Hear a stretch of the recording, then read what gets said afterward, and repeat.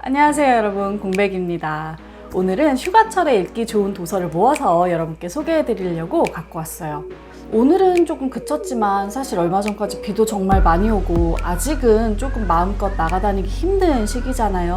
그러다 보니까 휴가를 집에서 혹은 가까운 곳에서 지내는 분들이 많을 것 같아요. 그래서 저도 조금 휴식하고 생각하고 릴렉스할 수 있는 책들을 가져와 봤습니다. 오늘은 총 4가지 테마 아래서 책을 한 권 한 권 소개해 드릴 거예요. 특별히 구미가 담기는 테마가 있는지 확인해 보시는 것도 좋겠죠. 첫 번째는 공백이가 휴가 갈 때마다 챙겨가는 단골 휴가책입니다. 제가 정말 여행 갈 때마다 매번 챙겨가는 책이 있거든요. 그 책을 가장 먼저 소개해 드릴 거예요. 두 번째는 학구적인 분들을 위한 휴가책입니다. 여행의 기술과 철학을 엿볼 수 있는 책을 소개해 드릴 거예요. 세 번째는 어쩐지 쉬어도 쉬는 것 같지 않은 분들을 위한 책입니다. 몸과 마음을 돌볼 수 있도록 도와주는 마인드풀리스 책을 소개해 드릴 거고요. 마지막 4번째로는 다른 세상으로 빠져들기 딱 좋은 강력한 스토리와 흡인력을 가진 책을 소개해 드릴 거예요. 자, 그럼 지금부터 영상 시작해 보겠습니다. 네, 첫 번째 책. 제가 정말 휴가 때마다 챙겨가는 책을 소개해 드릴게요. 바로 니코스 카잔차키스의 그리스인 조르바입니다. 저는 지금 버전을 2개를 갖고 있는데 짜잔!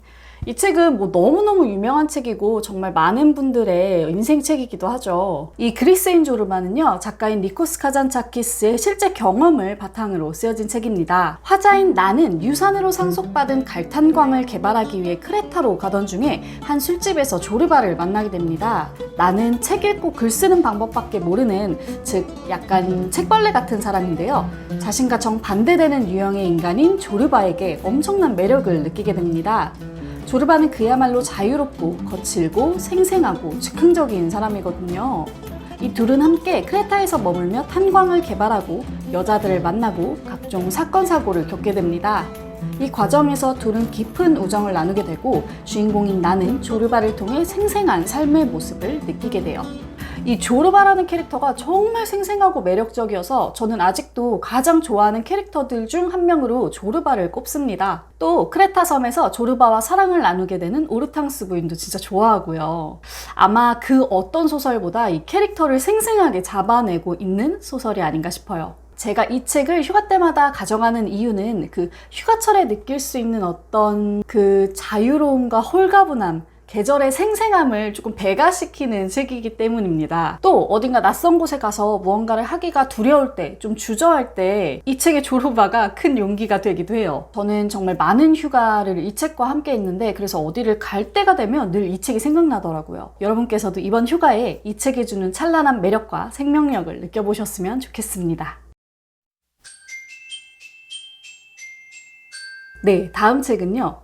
이번 휴가는 좀 공부하면서 학구적으로 보내보고 싶다 하는 분들께 추천해드리는 책입니다. 이 책 역시 제가 정말 좋아해서 많이 본 책인데요. 바로 알랭 드 보통의 여행의 기술입니다. 제가 하는 독서 모임이나 강의를 들어보신 분들은 아시겠지만 제가 이 책은 정말 여러 모임이나 강연에서 항상 언급할 정도로 정말 아끼고 사랑하는 책이에요. 그리고 제 여행 패턴 자체를 굉장히 많이 바꿔준 책이기도 하고요. 여행의 진면모를 파헤쳐보고 여행의 동기, 시선, 여행을 즐기는 법까지 그야말로 여행에 대한 모든 것을 철학적으로 탐구해보는 책입니다. 이 책은 여행을 떠나기 전에 우리가 갖는 기대에 대한 이야기부터 시작해요. 그 기대가 어떻게 생기고 어떻게 깨지는가를 재미있게 살펴보실 수 있습니다. 또 우리가 여행을 왜 떠났는지, 우리가 어떤 풍경을 이국적이라고 느끼고 어떤 풍경에 호기심을 갖게 되는지에 대해서도 이야기해주는 책이에요. 제가 개인적으로 이 책에서 영향을 가장 많이 받았던 부분은 여행을 제대로 즐기는 방법에 대한 부분인데요. 일종의 예술로서 여행을 즐기는 방법을 소개해 줍니다. 풍경의 숭고함을 즐기고 그림을 그려봄으로써 대상을 깊게 탐구하고 글로 여행의 순간을 묘사해보고 이런 여러 가지 방법들을 제시해주고 이것들이 왜 좋은지에 대해서도 이야기해주는 책이에요. 저는 실제로 이 책에 나오는 방법들을 다 사용해봤고 그걸로 인해서 여행의 폭이 넓어지고 깊어지는 경험을 했었거든요. 여행으로 여기저기를 가봐도 이것저것 해봐도 별로 기억에 남지 않고 특별하게 여겨지지 않는다면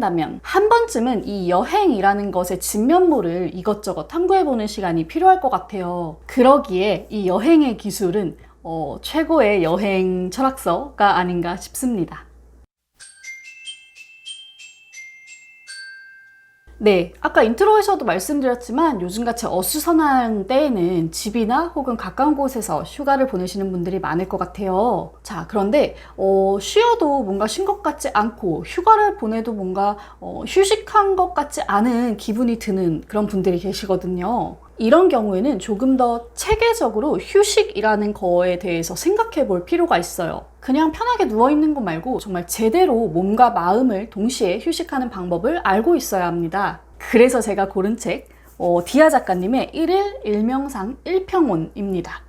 우리가 쉬어도 쉰 것 같지 않을 때라고 말하는 것은 보통은 이런 경우에요. 몸은 한가한데 정신과 마음이 계속 혼란할 때. 한마디로 말해서 내 속의 어딘가는 굉장히 정신없이 바쁘고 괴로운 거죠. 또 이런 경우도 있어요. 뭔가 휴식에 대해, 그리고 휴식 전에 하던 일에 대해, 혹은 휴식이 끝나고 할 일에 대해서 어떤 마음의 부채의식을 느끼고 있는 경우, 이런 경우에도 제대로 휴식을 할 수가 없죠. 이럴 때에는 사실 일종의 기술을 사용해서 퓨즈를 뽑듯이 몸과 정신과 마음을 한꺼번에 다 쉬게 해주어야 됩니다. 이런 제대로 된 휴식의 과정이 사실 우리에게 그렇게 익숙한 것도 아니고 또 쉬운 과정도 아니라서 연습과 의식적인 노력이 필요합니다.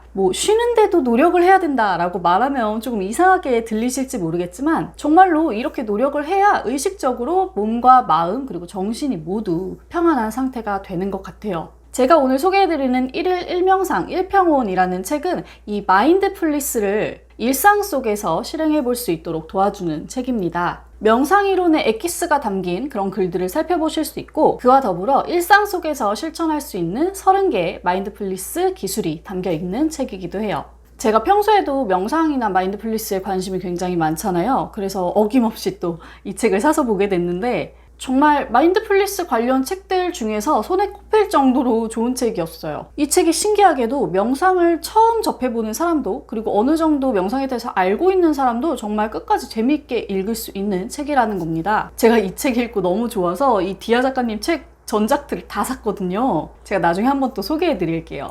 이번 휴가에는 정말 제대로 몸과 마음을 모두 휴식하고 싶다. 정말 쉰 것 같이 쉬고 싶다 하시는 분들께 이 책을 추천해 드립니다. 네, 이번 휴가철에는 정말로 책에 푹 빠져보고 싶다. 완전히 다른 세상으로 푹 들어가 보고 싶다 하시는 분들께 추천해드리는 책입니다. 이 책도 정말 유명한 책이죠? 마가렛 애투드의 시녀 이야기입니다.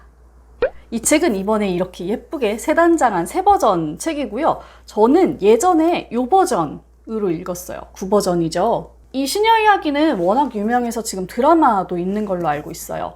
일단 이 시녀 이야기는 디스토피아 소설입니다. 21세기 중반 미국은 전쟁과 환경오염 그리고 각종 질병들로 엄청난 위기를 겪게 됩니다. 이에 사람들 중 일부가 쿠데타를 일으켜서 길리아드라는 새로운 나라를 만들어요.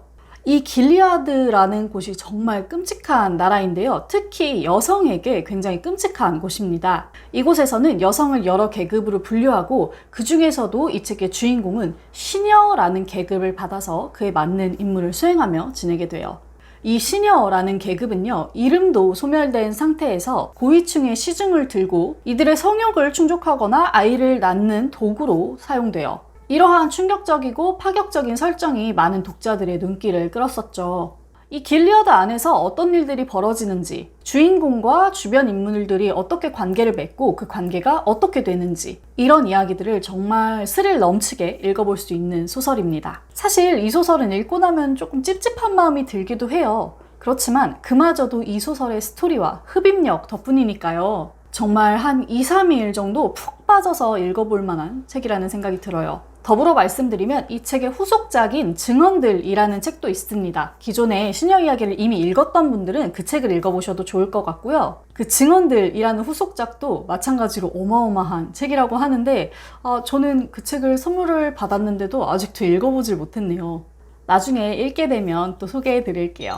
자, 이렇게 휴가철에 읽기 좋은 책을 테마별로 4권 소개해 드렸습니다. 어떠셨나요? 이번 여름 휴가는 여러모로 마음이 무겁고 좀 어수선한 시기에 마주하게 됐죠. 그럼에도 불구하고 여러분들이 각자의 자리에서 각자의 방법으로 건강하고 즐거운 휴가를 보내셨으면 좋겠습니다. 그럼 저는 다음번에 또 재밌는 책 가지고 돌아올게요. 모두 책 읽는 시간 되세요. 공백의 책단장이었습니다.